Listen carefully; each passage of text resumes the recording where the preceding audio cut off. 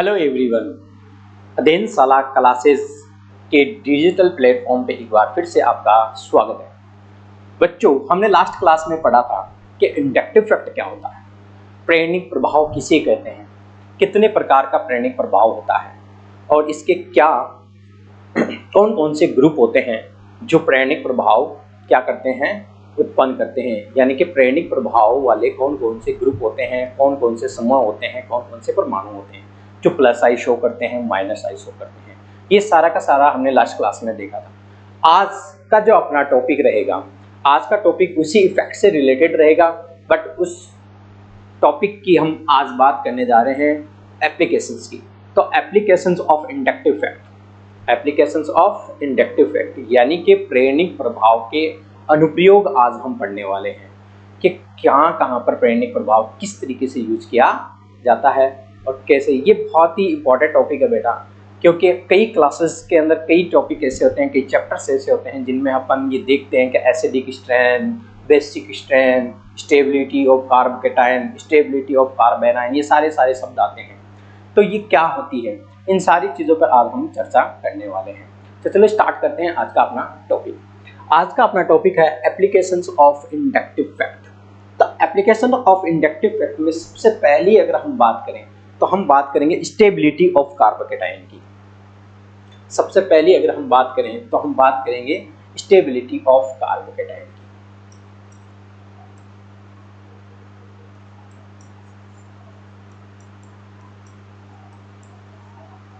Of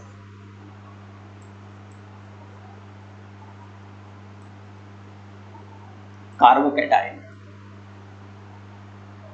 stability of carbocation की बात करेंगे। ठीक है, कार्बोकेटायन क्या होता है बेटा, इस चीज पे हम सबसे पहले बात चर्चा करते हैं। सर ये कार्बोकेटायन क्या होता है जिसकी आप स्टेबिलिटी की बात कर रहे हैं। तो कार्बोकेटायन मैंने बेटा आपको जब लास्ट क्लास में मैंने जब बॉन्ड फिजन पढ़ाया था, यानी कि कोवलेंट बॉन्ड और उसको तोड़ने का तरीका जब बताया था, तो वहां पर हमने एक बॉन्ड तोड़ने का तरीका सीखा था जिसे हम कहते हैं हेटेरोलाइटिक बॉन्ड क्लीवेज या बॉन्ड फिजन। ठीक है, तो हेटेरोलाइटिक बॉन्ड फिजन में अपन क्या देखा था कि जब दो स्पीसीज, दो परमाणु के बीच में कोई कोवलेंट बॉन्ड होता है और वो इस प्रकार से टूटे कि बंध के दोनों इलेक्ट्रॉन किसी एक परमाणु पर शिफ्ट हो जाए, तो उस पर आंशिक आ जाता है नेगेटिव चार्ज और एक पर आ जाती है आंशिक पॉजिटिव चार्ज। ये हमने देखा था।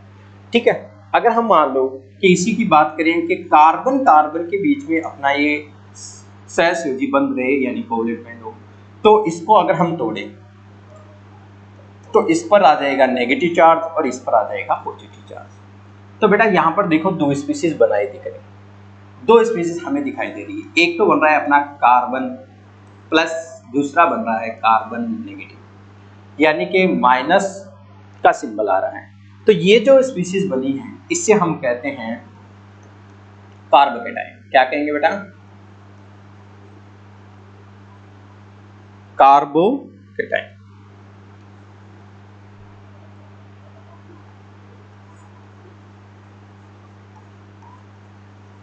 कार्बोकेटायन हिंदी में इसे कहते हैं कार्बोनाइन। क्या कहते हैं, कार्बोनाइन। तो हम इसी की स्टेबिलिटी की आज बात करने वाले हैं। इसकी स्टेबिलिटी पर इस इंडक्टिव फैक्ट का यानी कि प्रेरणिक प्रभाव का क्या काम है, इसी को आज हम देखने वाले हैं। दूसरी स्पीशीज आपको ये दिखाई दे रही है, इसको हम कहते हैं कार्बोनाइन। कार्बोनाइन, कार्बोरेनाइन, कार्बोरेनाइन। क्या कहेंगे, कार्बोरेनाइन, कार्बोनाइन। ठीक है, और दूसरी हमने कार्बोकेटायन। तो इन दोनों की स्टेबिलिटी की हम बात करने जा रहे हैं। ठीक है,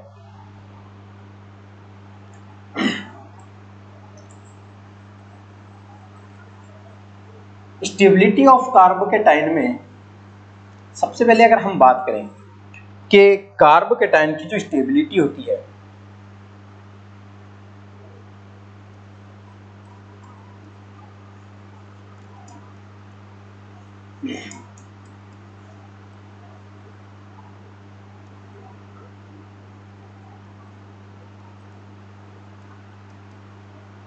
ये डायरेक्ट प्रोपोर्शनल होती है बेटा, डायरेक्ट प्रोपोर्शनल होती है प्लस आई इफेक्ट के या प्लस आई प्रभाव के, और ये इनडायरेक्टली प्रोपोर्शनल होती है माइनस आई प्रभाव के। ठीक है, तो कार्ब धनायन का जो स्थायित्व होता है, कार्ब धनायन का स्थायित्व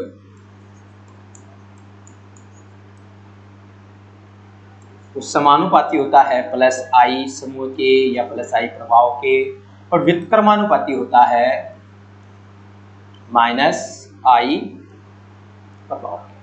इसका मतलब क्या हुआ कि यदि प्लस आई समूह बढ़े तो जो कार्ब कैटायन होता है, यानी कि पॉजिटिव वाला जो कार्बन होता है, पॉजिटिव वाला जो कार्बन होता है, उसकी स्टेबिलिटी क्या हो जाती है, बढ़ जाती है।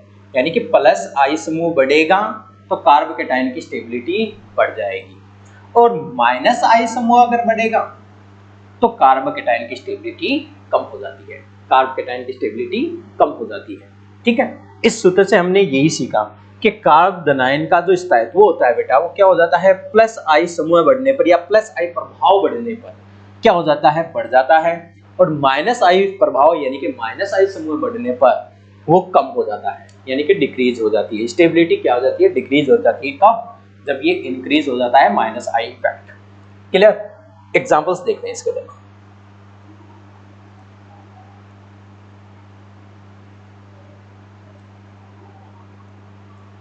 एग्जांपल्स की बात करें तो हमारे पास कार्ब कैटायन जो होते हैं, एक तो होता है बेटा 3 डिग्री कार्ब कैटायन, और एक होता है 2 डिग्री कार्ब कैटायन, और एक होता है 1 डिग्री कार्ब कैटायन, और एक होता है CH3 कार्ब कैटायन। ठीक है, तो 3 degree, 2 degree, 1 degree carb cation की अगर स्टेबिलिटी की बात करें तो प्लस आई समूह बढ़ने पर, देखो 3 डिग्री में प्लस आई समूह ज्यादा होता है, इसलिए इसकी स्टेबिलिटी भी ज्यादा होती है, और 2 डिग्री में इसकी तुलना में थोड़ा सा प्लस आई इफेक्ट कम होता है, जिसकी वजह से इसकी स्टेबिलिटी थोड़ी सी कम हो जाती है। 1 डिग्री की थोड़ी और कम हो जाती है, और सबसे कम स्टेबिलिटी की अगर हम बात करें तो CH3 की हो जाती है। एग्जाम्पल की बात करें तो 3 डिग्री कार्ब कैटायन क्या होता है, CH3 CH3 इस पे चार्ज कैसा आ जाता है, पॉजिटिव, तो इसे बोलते हैं 3 डिग्री कार्ब कैटायन। क्या बोलेंगे, 3 डिग्री कार्ब। इसकी स्टेबिलिटी क्या होती है बेटा, ज्यादा होती है, किससे, 2 डिग्री कार्ब कैटायन से। 2 डिग्री कार्ब कैटायन क्या होता है, CH3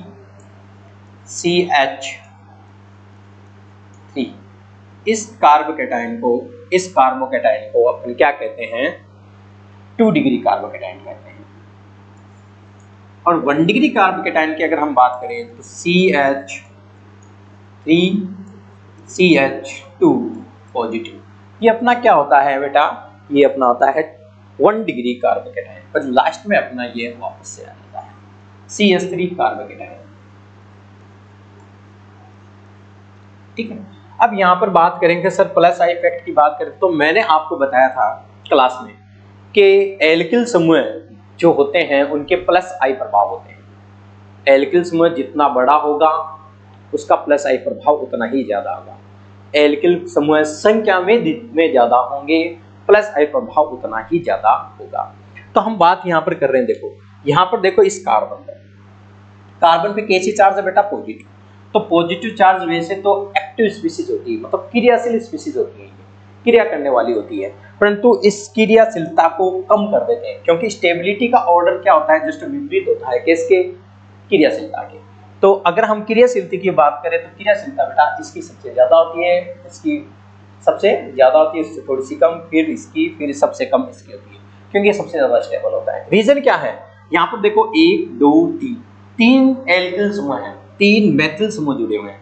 3 मेथिल समूह क्या करते हैं, ये इस बंध के इलेक्ट्रॉनों को इस कार्बन की ओर शिफ्ट कर देते हैं, यानी कि विस्थापित कर देते हैं। ये इसकी ओर प्रतिकर्षित कर देगा, ये इसकी ओर प्रतिकर्षित कर देगा, जिस कारण से इस कार्बन पर ये जो पॉजिटिव चार्ज है ना, ये थोड़ा कम हो जाता है, और पॉजिटिव चार्ज कम हो जाने की वजह से ये अत्यधिक स्टेबल हो जाता है, अत्यधिक स्थायी हो जाता है। अब बात करें हम इसकी, यहाँ देखिए बेटा, यहाँ पर कितने एल्किल समूह हैं? 2 एल्किल समूह यहाँ आ रहे हैं। कितने हैं? 2 एल्किल समूह हैं।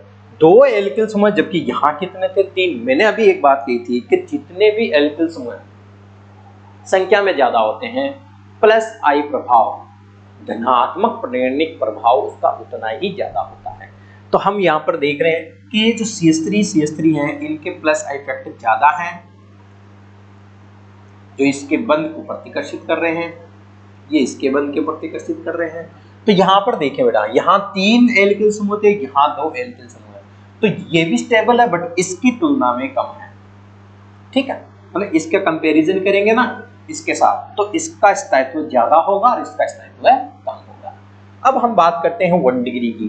तो 1 डिग्री कार्बोकैटायन जो अपना होता है, उसमें देखो बेटा, एक एल्किल समूह है। कितना है? एक एल्किल समूह है, और एक एल्किल समूह होने की वजह से इस बंध के इलेक्ट्रॉन इसकी ओर शिफ्ट तो हो रहे हैं, बट यहाँ 2 एल्किल समूह शिफ्ट कर रहे हैं, यहाँ 3 एल्किल समूह शिफ्ट कर रहे हैं। तो इसकी क्रियाशील, इसकी स्टेबिलिटी यानी कि इसका स्थायित्व और कम हो जाता है, इसका स्थायित्व और कम हो जाता है। ठीक है, अगर हम बात करें इसकी CH3 की, तो यहाँ बेटा ऐसा कोई भी समूह नहीं है जो इस पॉजिटिव को कम करे, इस पॉजिटिव को, इस धन आवेश को क्या कर दे? कम कर दे। तो धन आवेश को कम नहीं कर पाएगा, इसलिए ये ज्यादा क्रियाशील होगा। और जो स्पीशीज, जो जाति ज्यादा क्रियाशील होती है वो कम स्थायी होती है। क्या होती है? कम स्थायी होती है। तो यहाँ इसका स्थायित्व बहुत ही कम है। तो इसका स्थायित्व कम है, इसका मतलब इसकी रिएक्टिविटी, मतलब क्रियाशीलता बहुत ज्यादा है।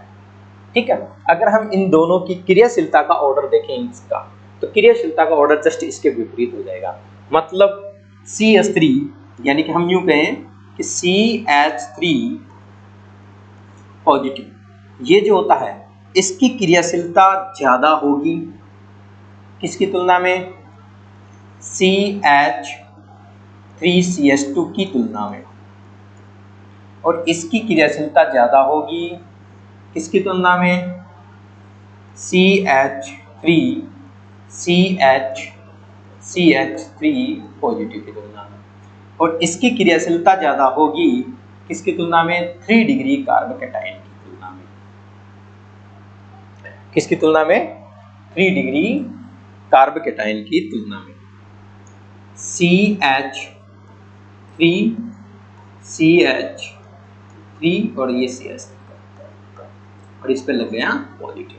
ठीक है, तो बेटा ऊपर वाला जो ऑर्डर दिखाई दे रहा है, ये तो है बेटा स्टेबिलिटी का। ये जो आपको ऑर्डर दिखाई दे रहा है, ये तो है स्टेबिलिटी का, यानी कि स्थायित्व का।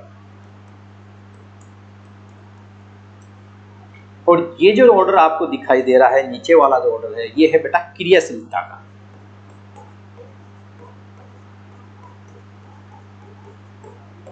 क्रियाशीलता का ऑर्डर है। ठीक है, क्रियाशीलता का क्रम है। ठीक है, आगे बात समझ में? मेरा कहने का अर्थ क्या है कि सर जो प्लस आई इफेक्ट होता है वो कार्बोकैटायन यानी कि कार्बन आयन के स्थायित्व को बढ़ा देता है। ठीक है, और माइनस आई जो होगा वो इसको कम कर देगा। अब ये ऐसा कैसे होता है सर? मैं आपको बता देता हूं। यहां पर देखेंगे, देखो मान लो हमारे पास ये कार्बन है, ठीक है, और इस पे चार्ज लगी हुई है पॉजिटिव। अब इसके अगर इस बॉन्ड को, इस बंध के इलेक्ट्रॉन को यदि हम इस साइड शिफ्ट करते हैं तो ये पॉजिटिव चार्ज कम हो जाता है। ठीक, पॉजिटिव चार्ज कम हो जाएगा, इसका मतलब ये स्टेबल हो रहा है, क्योंकि पॉजिटिव चार्ज ज्यादा रहेगा तो ये क्रियाशील होगा। क्या होगा? क्रियाशील होगा। जब ये ज्यादा क्रियाशील होगा तो इसकी स्टेबिलिटी क्या होगी? कम होगी। ठीक है, अगर हम बात करें कि सर अगर इन्हीं के साथ अगर कुछ ऐसा समूह भी जोड़ दिया जाए साथ में, जैसे कि मान लो हमने जोड़ दिया F। अब क्या करते हैं बेटा, ये F क्या करते हैं, इस बॉन्ड के इलेक्ट्रॉनों को अपनी ओर आकर्षित करते हैं। तो अपनी ओर आकर्षित करने की वजह से इस बॉन्ड के इलेक्ट्रॉन भी किसकी ओर आकर्षित हो जाते हैं? इसकी ओर हो जाते हैं। इसी को तो हमने कहा था ना इंडक्टिव इफेक्ट। ठीक है, तो अब जैसे ही इलेक्ट्रॉन इसकी ओर आते हैं तो इस पे ये पॉजिटिव और बढ़ने लगता है। और पॉजिटिव जब इस पर बढ़ने लगता है, धनावेश जब इस पर बढ़ने लगता है, तो इसकी क्रियाशीलता क्या हो जाती है, बहुत ज्यादा, और क्रियाशीलता ज्यादा होगी तो स्टेबिलिटी क्या हो जाएगी, कम हो जाएगी। तो ये था कार्बोकेटाइन की स्टेबिलिटी की बात। ठीक है, अगर हम बात करें नेक्स्ट, अगर हम नेक्स्ट बात करें तो कार्बोकेटाइन की स्टेबिलिटी के बाद में अगर हम देखें दूसरा अपना पॉइंट एप्लीकेशंस का, तो स्टेबिलिटी ऑफ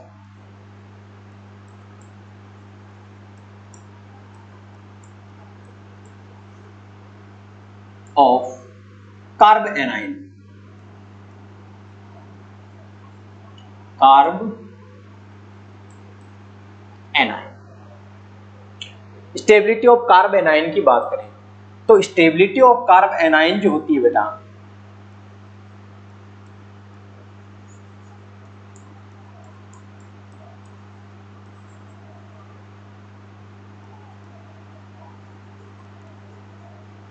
कार्ब एनाइन जो होती है, यानी कि कार्ब एनाइन होता है, कार्ब ऋण आयन जो होता है उसका स्थायित्व जो होता है वो डायरेक्ट प्रोपोर्शनल होता है माइनस आई प्रभाव के, माइनस आई इफेक्ट के या माइनस आई ग्रुप के, और इनवर्सली प्रोपोर्शनल होता है प्लस आई के या प्लस आई समूह के। ठीक है, ये ऑर्डर रहता है इसका। यानी कि स्टेबिलिटी ऑफ कार्ब एनाइन क्या रहेगी बेटा, इस तरीके से, यानी कि माइनस आई प्रभाव अगर बढ़ेगा तो कार्ब एनाइन ज्यादा स्थायी होगा, और प्लस आई बढ़ेगा तो कार्ब एनाइन क्या होगा, कम स्थायी होगा। ठीक है, अगर हम बात करें एग्जांपल्स की तो यहां पर भी कार्ब एनाइन के हमारे पास 3 प्रकार के मौजूद होंगे। कौन कौन से देखें, सबसे पहले हम बात करें 3 degree carbocation, carb A9, 3 degree carb A9 की, फिर बात करेंगे 2 डिग्री कार्ब एनाइन की, फिर बात करेंगे हम 1 डिग्री कार्ब एनाइन की, और लास्ट में हम बात करेंगे किसकी, CH3 नेगेटिव।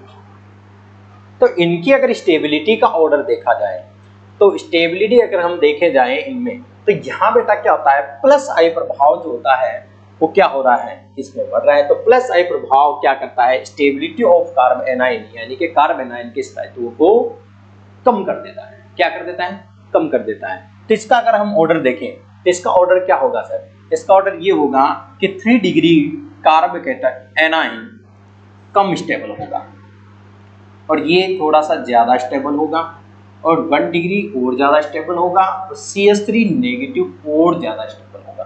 क्या होगा, और ज्यादा स्टेबल होगा। ये किसके लिए है बेटा, ये कार्ब किसके लिए बेटा, ये कार्ब एनाइन के लिए। यानी माइनस आई की बात करें तो माइनस आई होगा तो बढ़ेगा, प्लस आई क्या हो रहा है, प्लस आई बढ़ रहा है तो स्थायित्व क्या हो रहा है, कम हो रहा है, स्थायित्व क्या हो रहा है, कम हो रहा है। एग्जाम्पल देख लेते हैं, वही एग्जाम्पल हम दोबारा लिखते हैं। देखो CH3, चलो पहले मैं इसको लिख देता हूं कि CH3 नेगेटिव, CH3 नेगेटिव, और CH3 नेगेटिव के बाद में हम बात कर देते हैं किसकी, CH3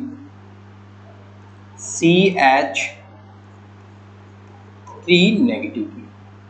उसके बाद अगर हम बात करें तो इसकी बात कर देते हैं, सॉरी पहले मैं इसको ले लेता हूं, CH3 और उसके बाद हम बात करेंगे CH3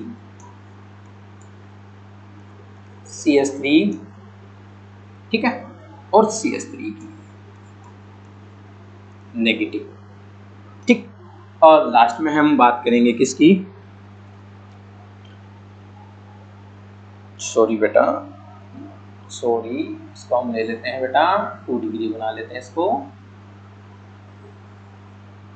ठीक है, इसको हम बना लेते हैं बेटा CH3 नेगेटिव। लास्ट में हम बात करेंगे CH3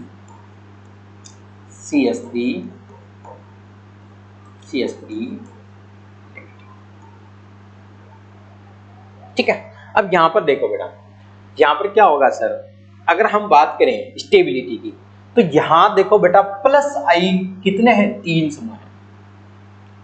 ठीक है, प्लस आई कितने हैं, 3 समूह हैं, प्लस आई 3 समूह हैं, तो क्या होगा, स्टेबिलिटी ऑफ कार्बन आयन क्या हो जाएगी बेटा, स्टेबिलिटी ऑफ कार्बन आयन क्या हो जाएगी, कम हो जाएगी, डिक्रीज हो जाएगी। तो ये क्या होगा, कम स्टेबल होगा, सबसे कम स्टेबल होगा। देखो हमने लिखा ना सबसे कम स्टेबल है ये, ठीक है। और उसकी बात करें तो यहाँ 2 एल्किल समूह है और यहाँ 1 एल्किल समूह, यहाँ कोई एल्किल समूह नहीं है। तो हम बात करें कि सर ऑर्डर की बात करें कि स्टेबिलिटी का ऑर्डर हम बात करें तो CH3 नेगेटिव सबसे ज्यादा स्टेबल होगा, किसकी तुलना में, CH3 CH2 की तुलना में। और CH3 CH2 ज्यादा स्टेबल होगा किसकी तुलना में, CH3 CH CH3 की तुलना में, और ये ज्यादा स्टेबल होगा इसकी तुलना में। तो कहने का अर्थ है अब की बार के हमने देखा कि स्टेबिलिटी ऑर्डर डिक्रीज हो रहा है, किसमें, जब हम 1 डिग्री से 3 डिग्री की ओर जा रहे हैं। तो हमने देखा CH3 नेगेटिव क्या है, ज्यादा स्टेबल है, CH3 CH2 उससे कम स्टेबल है, CH3 CH3 CH उससे कम है, और CH3 CH3 CH3 नेगेटिव सबसे कम स्टेबल है। सबसे कम स्टेबल है इसका मतलब ज्यादा रिएक्टिव है, क्या है, ज्यादा रिएक्टिव है, सब ज्यादा क्रियाशील है। तो यहाँ पर हमने देखा कि CH3 जो नेगेटिव है अपना, ये ज्यादा क्या है बेटा, क्रियाशील है। ज्यादा क्रियाशील का मतलब है स्टेबिलिटी कम, क्लियर। तो यहाँ पर ऐसा क्यों हो रहा है सर, ऐसा इसलिए हो रहा है कि यहाँ पर देखो बेटा, अभी मैंने बात की थी कि ये अगर हम बात करें तो ये क्या करते हैं, इस बंद के इलेक्ट्रॉनों को विकसित करेंगे। तो यहाँ नेगेटिव का मतलब क्या है, पहले से इलेक्ट्रॉन डेंसिटी ज्यादा है। अब यहाँ पर से तीनों एल्किल समूह इस बंद के इलेक्ट्रॉनों को प्रतिकर्षित कर रहे हैं इस कार्बन आयन की तरफ। तो कार्बन आयन की तरफ प्रतिकर्षित करें तो नेगेटिव चार्ज और ज्यादा बढ़ रहा है, और नेगेटिव और ज्यादा बढ़ रहा है, इसका मतलब ये कम स्टेबल है, क्रियाशीलता ज्यादा है, स्टेबिलिटी कम, क्रियाशीलता ज्यादा। और इसकी अगर हम बात करें तो यहाँ पर 2 एल्किल समूह हैं, और 2 एल्किल समूह क्या कर रहे हैं, इस नेगेटिव को बढ़ा रहे हैं, बस इसकी तुलना में कम है बट बढ़ा रहे हैं। तो ये क्या होगा, ये भी स्टेबल है बट किससे, इससे ज्यादा स्टेबल है और इससे कम स्टेबल है, CH3 की वजह से ये नेगेटिव बढ़ गया। इस प्रकार से ये हो जाएगा। यहाँ पर एक एल्किल समूह है और यहाँ बेटा कोई एल्किल समूह नहीं है। कोई एल्किल समूह ना होने की वजह से नेगेटिव जो होता है वो एज इट इज उसी अपनी स्पीशीज की तरह कार्य करेगा, इस पर किसी चीज का इफेक्ट नहीं है, ना प्लस है ना कोई माइनस आई इफेक्ट है, ठीक है। आगे बात समझ में। अगर अब हम बात करें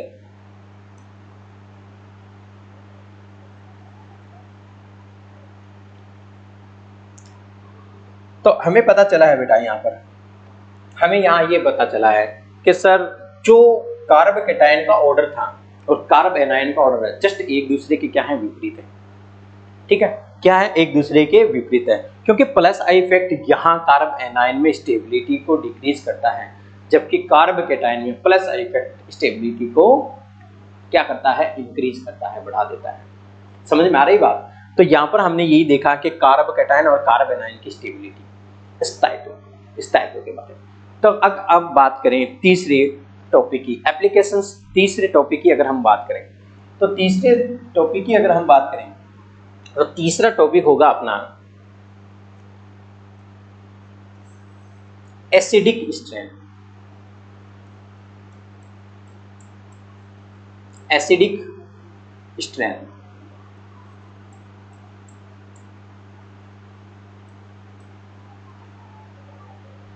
एसिडिक स्ट्रेंथ की अगर हम बात करें, अम्लीयता की बात करें तो अम्लीयता बेटा कई यौगिक ऐसे होते हैं जो अम्ल होते हैं, कई यौगिक ऐसे होते हैं जो क्षार होते हैं, कई उदासीन होते हैं, ठीक है। हम बात करें एसिडिक स्ट्रेंथ। एसिडिक स्ट्रेंथ का मतलब क्या हुआ, हम उन यौगिकों की बात कर रहे हैं, उन मॉलिक्यूल्स की बात करेंगे जो एसिडिक नेचर रखते हैं। तो एसिडिक नेचर रखने वाले अणुओं की अगर हम बात करें तो प्लस आई इफेक्ट कैसे इफेक्ट करता है, माइनस आई इफेक्ट कैसे इफेक्ट करता है, ठीक है, अम्लीयता को, यही हमें देखना है। तो बात अगर हम करें एसिडिक स्ट्रेंथ की, तो एसिडिक स्ट्रेंथ जो होती है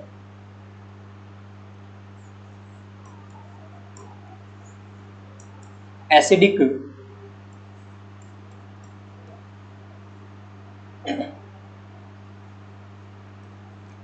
स्ट्रेंथ जो होती है वो डायरेक्ट प्रोपोर्शनल होती है। किसके, डायरेक्ट प्रोपोर्शनल होती है माइनस आई समूह के, किसके बेटा, माइनस आई समूह के,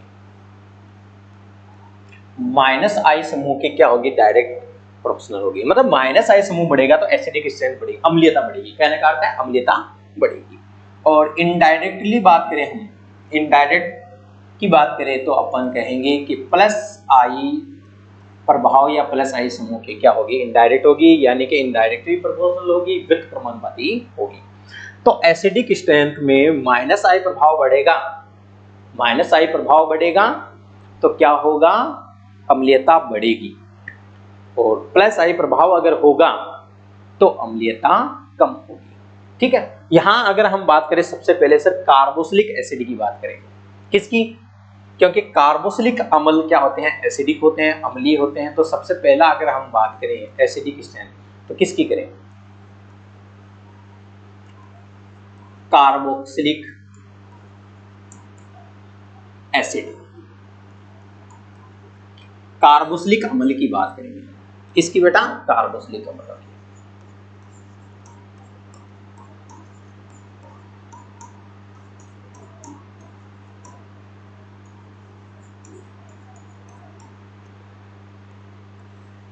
कार्बोक्सिलिक अम्ल, ठीक, इसकी एसिडिक स्ट्रेंथ करेंगे। हम जानते बेटा कार्बोक्सिलिक अम्ल का फॉर्मूला क्या होता है, R C double bond O H.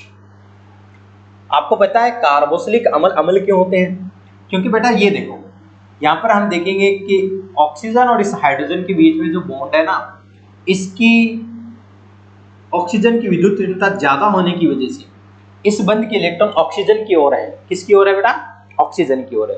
तो ऑक्सीजन की ओर होने की वजह से ये जो बॉन्ड है ना, यानी कि मैं यहां दिखा देता हूं आपको, O और H वाला जो बॉन्ड है ना, ये जो बंध है ये क्या हो रहा है बेटा, पोलर हो रहा है, ध्रुवित हो रहा है, मतलब इसमें दो पोल बन रहे हैं। मतलब ये कहेंगे कि ये बॉन्ड के इलेक्ट्रॉन इस ऑक्सीजन की तरफ शिफ्ट होंगे।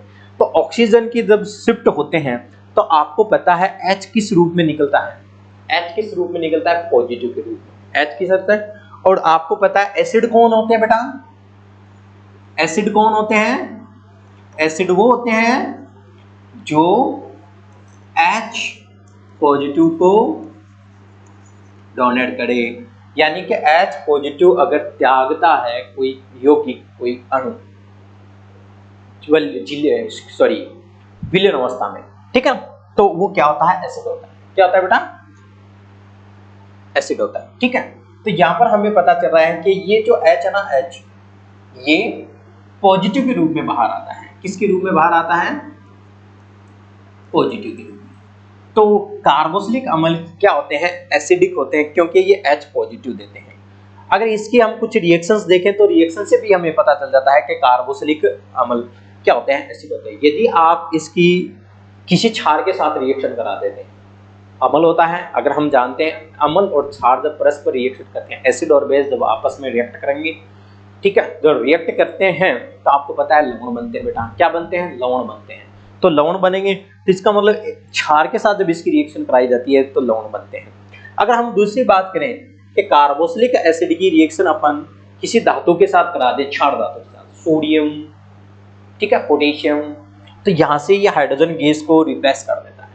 यानी कि अम्ल की जब धातु के साथ अभिक्रिया होती है, आपने पढ़ा है कि अम्ल जब धातु के साथ रिएक्शन करता है, चाहे वो कोई भी धातु हो, संक्रमण धातु हो, चाहे क्षार धातु हो, तो उसके साथ क्या करता है, हाइड्रोजन गैस को रिप्लेस कर देता है, मतलब हाइड्रोजन गैस को निष्कासित करता है।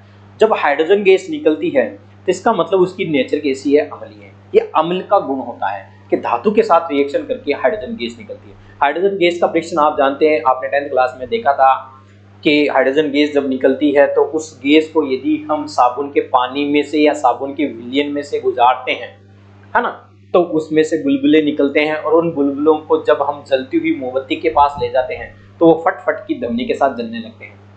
ठीक है, तो वो हाइड्रोजन गैस होती है। क्या होती है बेटा, हाइड्रोजन गैस होती है। क्लियर। तो अब बात करते हैं कि सर ये जो कार्बोक्सिलिक एसिड आपने लिखा है वो प्लस आई और माइनस आई से कैसे फैक्टर्ड होता है, चलो हम इसी पे हम बात करते हैं।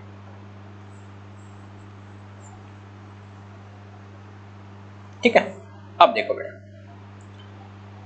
H पॉजिटिव, कौन बेटा, H पॉजिटिव जितनी ज्यादा आसानी से त्यागा जाएगा और जितनी इजीली बाहर निकलेगा वो, एसिडिक स्ट्रेंथ उतनी ही ज्यादा होगी, एसिडिक स्ट्रेंथ उतनी ही ज्यादा होगी। और H पॉजिटिव यदि कठिनाई से, क्या होगा, कठिनाई से निकल रहा है, तो इसका मतलब उसकी एसिडिक स्ट्रेंथ कम होगी, यानी कि उसकी अम्लता कम होगी। क्लियर? तो यहाँ पर हम बात करते हैं, अगर मान लो कोई कार्बोक्सिलिक अम्ल है, अपन हम यूज कर लेते हैं। हाँ देखिए, देखो हम दो एग्जांपल्स लेते हैं आपके सामने, ठीक है। हमारे पास है CH3 C double bond O OH, और एक है हमारे पास HC डबल बॉन्ड OH। तो यहां देखिए बेटा, यहां पर देखो बेटा, यहां पर प्लस आई इफेक्ट बिल्कुल भी नहीं है, प्लस आई इफेक्ट बिल्कुल नहीं है, जबकि यहां क्या है, प्लस आई इफेक्ट है बिल्कुल।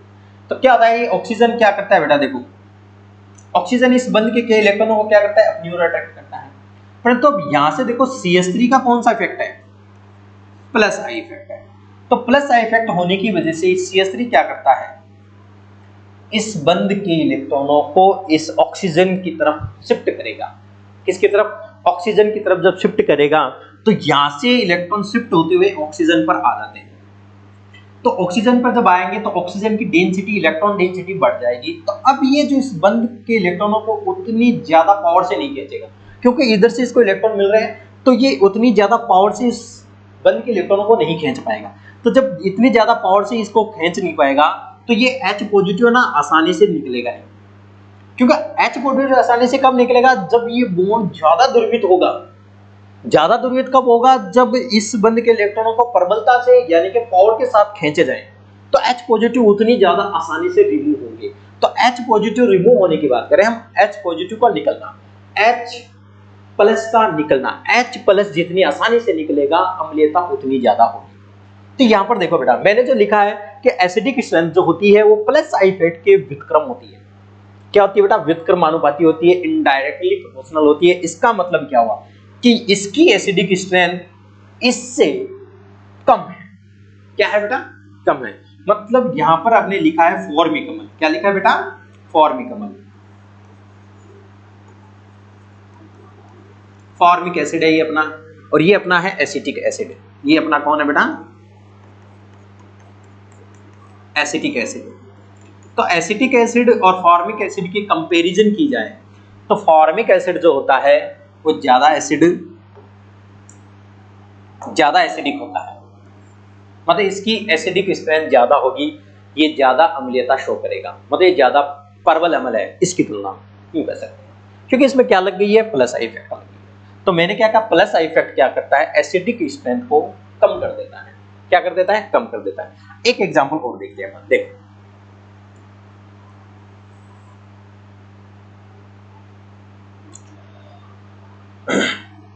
अगर हम बात करें CH3 C डबल OH, ये वही है बेटा एसिटिक अम्ल अपना। और दूसरी अगर हम बात करें Cl CH2 C double OH, यहां देखिए बेटा, इन दोनों का कंपैरिजन देखते हैं अपन। इन दोनों के कंपैरिजन की अगर हम बात करें तो बेटा सर इसमें तो है सर प्लस आई इफेक्ट, जबकि यहां देखो बेटा सर Cl क्या है, Cl जुड़ चुका है, और Cl कैसा ग्रुप होता है, माइनस आई ग्रुप। ये बंध के इलेक्ट्रॉनों को अपनी ओर आकर्षित करेगा। क्या करेगा, अपनी ओर आकर्षित करेगा। तो अपनी ओर आकर्षित करेगा तो क्या हो जाएगा, H आसानी से निकलेगा, जबकि यहां आसानी से निकल नहीं पा रहा है, क्योंकि CH3 COOH में क्या होता है, CH3 का प्लस आई इफेक्ट होता है। ठीक है, तो यहां अगर इन दोनों के कंपैरिजन की बात करें, हम दोनों के कंपैरिजन की बात करें तो एसिडिक स्ट्रेंथ किसकी ज्यादा हो जाएगी। हमने वो एसिडिक स्ट्रेंथ क्या बताया था कि माइनस आई ग्रुप की क्या होती है, डायरेक्ट प्रोपोर्शनल होती है, व्युत्क्रमानुपाती होती है। जब ये उसके व्युत्क्रमानुपाती होगी, इसका मतलब क्या होगा, क्लोरो एसिटिक अम्ल, क्या नाम होता है इसका, क्लोरो एसिटिक अम्ल की एसिडिक स्ट्रेंथ ज्यादा होगी, किसकी तुलना में, एसिटिक अम्ल की तुलना में। क्लियर। एक एग्जांपल और देखते हैं। अगर मैं बात कर दूं कि हमारे पास एक है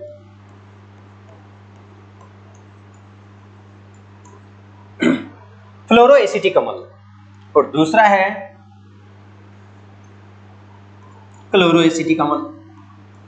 अब अगर बात की जाए इन दोनों की, अगर बात की जाए इन दोनों का कंपैरिजन किया जाए तो आप बताएं कि एसिडिक स्ट्रेंथ किसकी ज्यादा होगी, अम्लीयता किसकी ज्यादा होगी। ठीक से देखें बेटा, आप जानते हो ना कि फ्लोरीन और क्लोरीन दोनों हैलोजन एटम हैं, पर -I समूह फ्लोरीन का ज्यादा होता है किसकी तुलना में, क्लोरीन की तुलना में।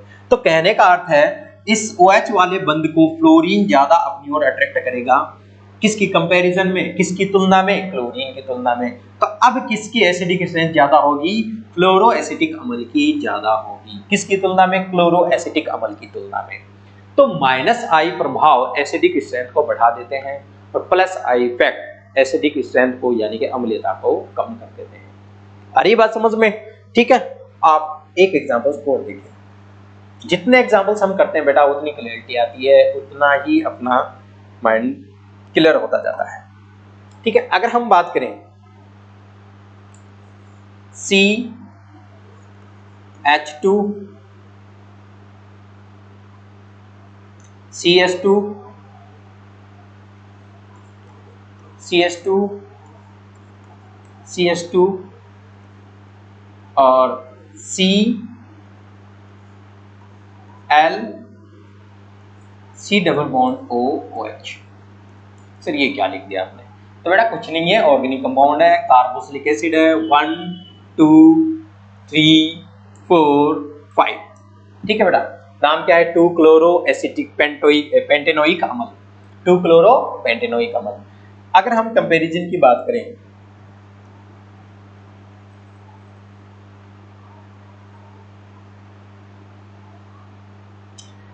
अगर हम कहें कि CH3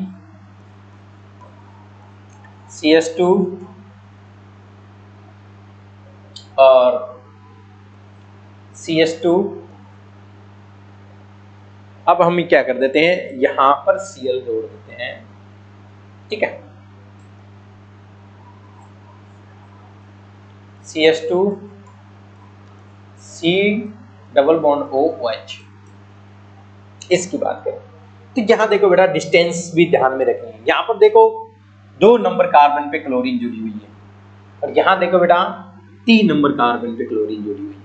तो 2 नंबर कार्बन पर क्लोरीन का -I इफेक्ट ज्यादा रहेगा और किसकी कंपैरिजन में, 3 नंबर कार्बन की तुलना में। अगर अब इन दोनों की बात की जाए तो इनमें से सबसे ज्यादा एसिडिक कौन है, सबसे ज्यादा अम्लीय कौन है, तो आपका आंसर क्या होगा?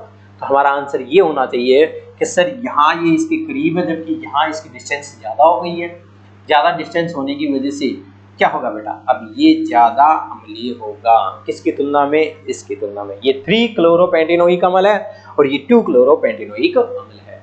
तो 2 क्लोरोपेंटेनोइक अम्ल ज्यादा एसिडिक होगा, किसकी तुलना में, 3 क्लोरोएसिटिक अम्ल।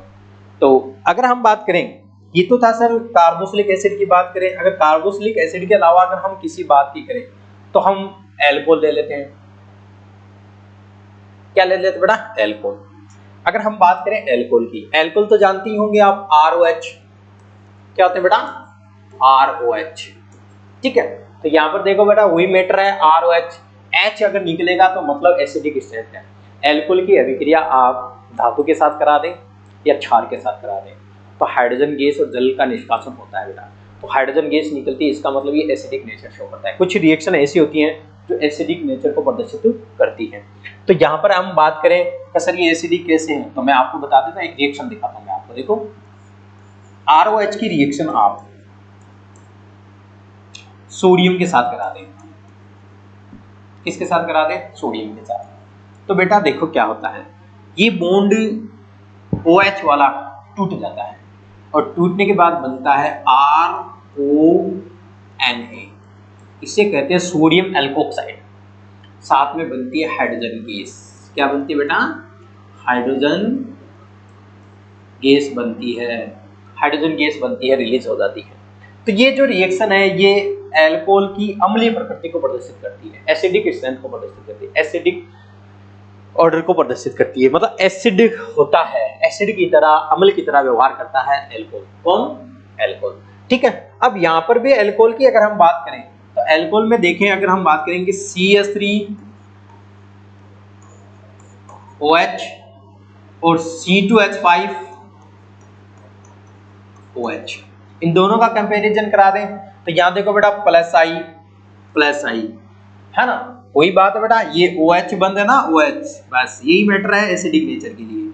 ये अगर इसकी तरफ शिफ्ट है तो H पॉजिटिव के रूप में निकल सकता है, ठीक है। जितना ज्यादा शिफ्ट होगा उतनी आसानी से निकलेगा, जितनी ज्यादा आसानी से निकलेगा एसिडिक स्ट्रेंथ उतनी ज्यादा होगी, एसिडिक स्ट्रेंथ उतनी ज्यादा होगी, अम्लीयता उतनी ज्यादा होगी। क्लियर? तो यहाँ पर देखिए बेटा क्या होता है, यहाँ पर CH3 है बेटा, इसका भी कौन सा इफेक्ट है, प्लस आई है सर। C2H5 का भी कौन सा है, प्लस आई है, पर प्लस आई ज्यादा किसका है ये यहाँ पर देखना है। तो हमें पता है कि C2H5OH जो होती है, एथिल समूह जो होता है, उसका प्लस आई प्रभाव जो होता है वो किसकी तुलना में, CH3 की तुलना में ज्यादा होता है। तो C2H5 का प्लस आई प्रभाव ज्यादा होने की वजह से इसकी अम्लीयता कम हो जाती है, किसकी तुलना में, मेथिल अल्कोहल की तुलना में एथिल अल्कोहल की एसिडिक नेचर कम हो जाती है। आ रही बात समझ में? तो इसी प्रकार से हम और भी मॉलिक्यूल्स होते हैं, कई मॉलिक्यूल्स पे हम बात कर सकते हैं, कई एग्जांपल्स हम हमारे पास हैं जो एसिडिक स्ट्रेंथ को बताते हैं। तो हमें ये देखना है क्वेश्चन हमारा कैसे आता है, बहुत सारे कंपाउंड आपको दिए जाते हैं, ठीक है, नाम से या सूत्र से आपको दे दिए जाएंगे और आपसे पूछे जाएंगे कि इसका अम्लीयता के बढ़ते क्रम में लिखिए या अम्लीयता के घटते क्रम में लिखिए। तो जब भी ऐसा क्वेश्चन आ जाए तो प्लस आई प्रभाव यानी कि इंडक्टिव फैक्ट को जरूर ध्यान में रखना है, क्योंकि इंडक्टिव फैक्ट को ध्यान में रख के ही इस क्वेश्चन को सॉल्व किया जा सकता है।